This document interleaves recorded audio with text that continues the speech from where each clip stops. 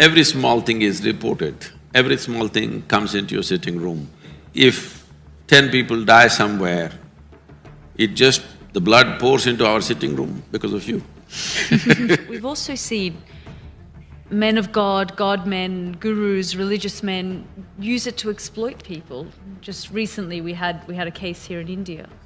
See, unfortunately, corruption has seeped into every sphere of life. There are corrupt politicians, there are corrupt policemen, there are corrupt journalists. I won't take it personally. The experiences that I have reporting in these places, that I sense that attitudes are hardening and people are identifying more now. There's more sense of identity politics. Do you think attitudes globally are hardening? I think we have, in the last couple of decades, we have overdone this political correctness too much. People are sick of it.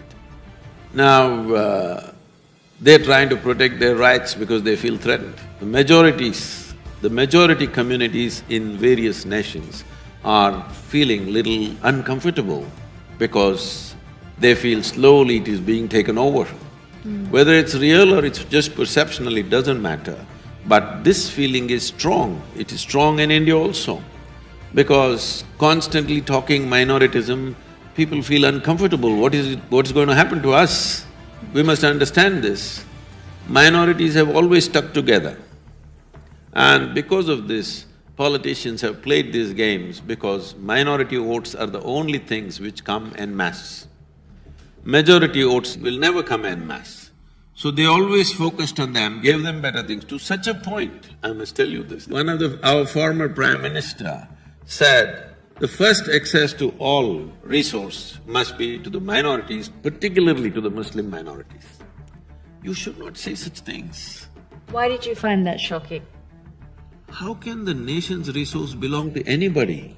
I am saying it's shocking in a democratic country, which is a secular nation, that you think it should belong to one particular segment of people is wrong, whether it's majority or minority.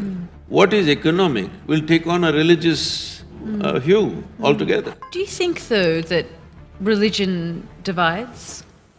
You want me to get killed?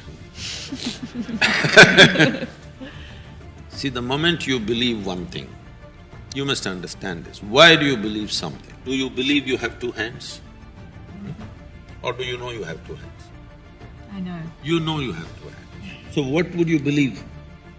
Something that you do not know. If you see, I do not know, only then the possibility of knowing opens up in your life.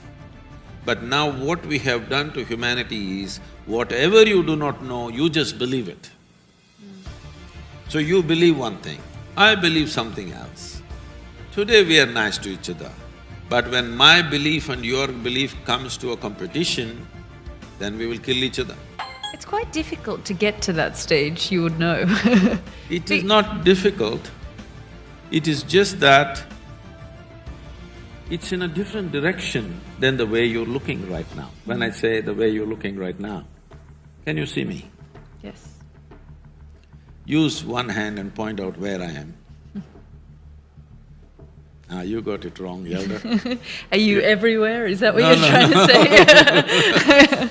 This light is falling upon me, reflecting, going through your lenses, inverted image in the retina, you know the whole story. So where do you see me now? Within yourself. Yeah. Where do you hear me right now? Within myself. Within yourself. Where did you see the whole world? Within yourself. Have you ever experienced anything outside of yourself? Your pains and pleasures happen within you. Your joy and misery happen within you. Your agony and ecstasy happen within you. Even light and darkness is only happening. Why is it then that the majority of the 8 billion people on our planet follow the other path and not this path? If it's not difficult. You're counting me out, unfortunately, as if I don't exist. See, I was in a peace conference, international peace conference. 42 Nobel laureates were there. One after another, belting out long speeches, mostly read from paper, they don't even look up, they're just reading pages and pages. Then when my turn came, I asked, so much talk about world peace.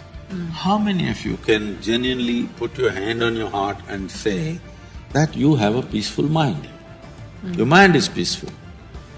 They were very honest, they said, no, we are not peaceful, but we want the world to be peaceful. See, the world is very peaceful minus the human beings. World is fantastic minus the human beings. It's only what is happening in the human mind, a larger manifestation is happening on the street, which is looking ugly. Otherwise, tell me what's wrong with the world.